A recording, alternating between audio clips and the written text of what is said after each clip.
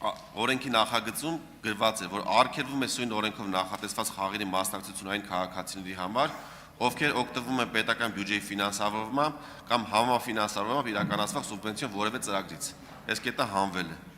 Արգելվում է պետական նպաստների մասին օրենքից օգտվող նպաստառուների մասնակցությունը խաղերին։ Սա նույնպես հանվել է։ Ավարտեք։ Այն անձանց, ովքեր գտնվում են սնանկության վարույթում, այս անձանց խաղերի մասնակցությունը նույնպես արգելվում է, այս կետը նույնպես հանվել է։ Այն անձին ավարտում եմ, այն անձին երկու կետ եմ նշում շատ կարճ, այն անձին, ում սպառողական վարկի ընդհանուր ծավալը գերազանցում է տարեկան եկամուտի 40%-ը, նրանց մասնակցությունը նույնպես արգելվում է, այս կետը նույնպես հանվել է։ Կենսաթոշակային տարիքը լրացած քաղաքացիների մասնակցությունը մոլախաղերին նույնպես արգելվում էր, այս կետը նույնպես հանվել է։ Եվ 6-րդ ավարտում եմ վերջի կետը։